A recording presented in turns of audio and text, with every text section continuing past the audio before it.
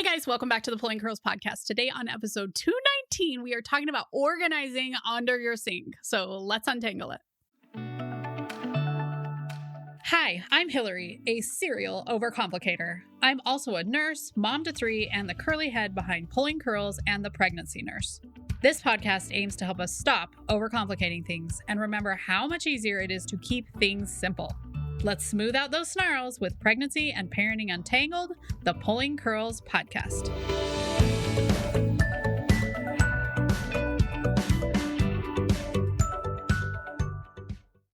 This episode of the Pulling Curls podcast is sponsored by my 5-word organization challenge. It is going to help you declutter areas and make them easier to organize. So come join me. You can find the link in the show notes.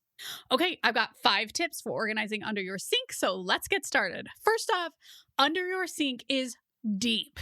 It is a large cabinet because you're putting your sink in that area.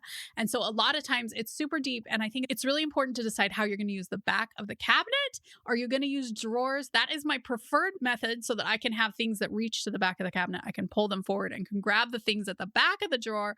Or another thing you can do is if you have drawers and they're easy to take out, you can stack your overstock behind those drawers and then just use those as needed. So I think it's really important to decide how you're going to use the back of the cabinet because it would be a really easy place for stuff to get shoved that you don't use very often and maybe should throw away versus making sure that you're using the front of your cabinet for the most important things. So your bathroom cabinet is super deep. Make sure that you're using it the way that you want to.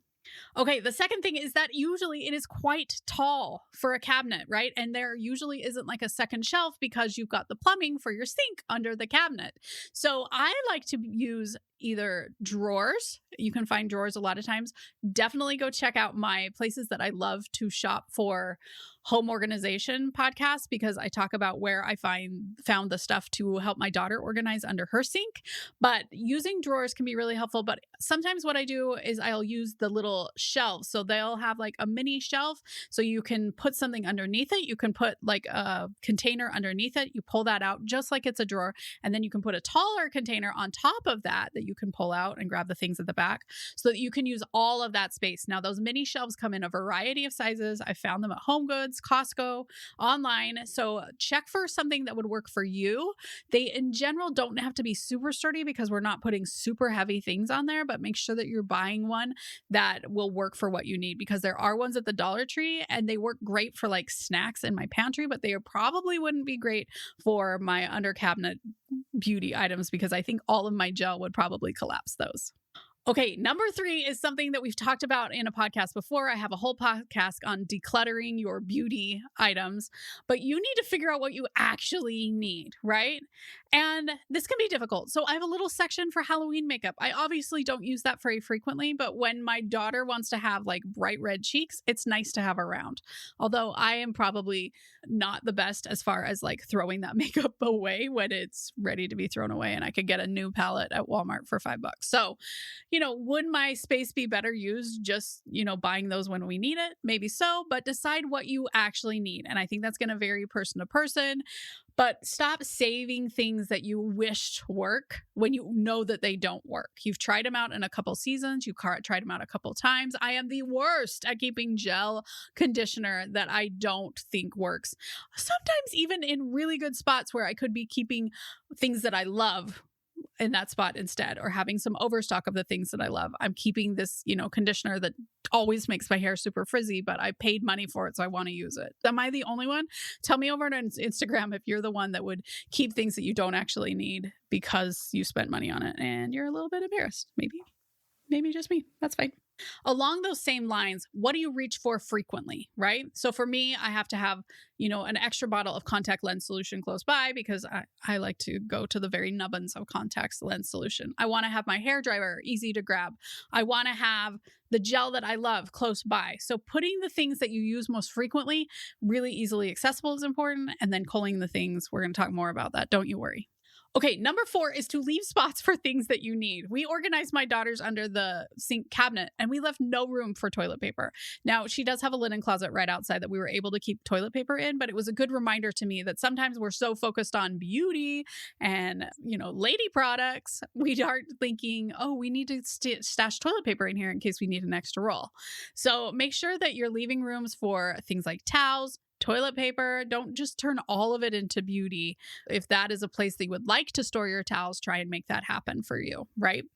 A lot of times online, I see under the sink cabinets that are all shelves, containers, bins, those kind of things, and no room for towels. Now, maybe those people have towels close by in a linen closet, but I don't know. It seems like towels are a big thing that you use in your bathroom. I would like to have them close by, but maybe that's just me. Okay, the last thing is cull frequently.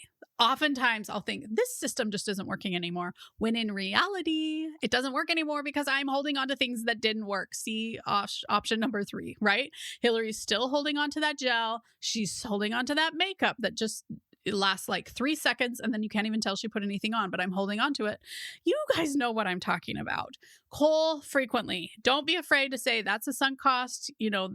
That's a reminder that I shouldn't buy from that brand or that type of product anymore. Or to remember that you have favorites and return back to those favorites instead of thinking there's going to be a better product out there. This is advice for Hilary more than it is for advice for anyone else. I have to tell you guys that cleaning up under your sink can make a huge difference. My daughter just had it was like teenage girl exploded in her bathroom. But now that we have spots for the things, she's easily able to put them away. And it is still like the makeup cart came and exploded every once in a while, but it's easy to clean up, easy to put away, and she doesn't feel overwhelmed because everything has a spot. And in fact, we also left extra room to put other things as her supply grows because she's, in the beginning stages of growing her beauty supply versus Hilary, who should definitely pare down her beauty supply as she goes. So those are my 5 best tips. One other bonus tip is there are cool carts that can actually go between the toilet and the sink. I have a super narrow cart that goes between my sink and my bathtub. They left me 5 inches there. I don't know why, but I found a cart that would just slide in and out of there. And now I can keep all these bottles and things in that cart because a narrow space really works well for the bathroom. It's not like I'm trying to hold gallon jugs of vinegar or something like that. So look for storage items that can fit in areas that you have in your bathroom when you're thinking, I just don't have any place to store stuff. There are drawers, carts that you can use in open spots in your bathroom that can increase your storage without making it look cluttered or scary. I found good ones at Home Goods, and I'm sure there's a lot of good ones online. Just make sure that you measure the space really well so that you're finding something that actually fits in the area and can open, because a lot of times, we'll buy drawers, but it can't pull out because the toilet paper roll is in that spot, and that's not going to help you out. So be mindful of those different things. Hopefully this will give you guys some ideas on how to tackle under your bathroom sink, because it really makes getting ready in the morning so much easier. You can feel more positive and excited about the day when you're using products that work well, and it wasn't a pain to get them out. And of course, join me in the online prenatal class for couples. We have a whole chapter on organizing your bathroom, including the bathroom sink, where I show you mine and I show you an updated version of mine, and I'm even showing you my linen closet. So come join me in there. Stay tuned. Next week, we are talking about your postpartum plan when you have a baby, so do not miss that episode.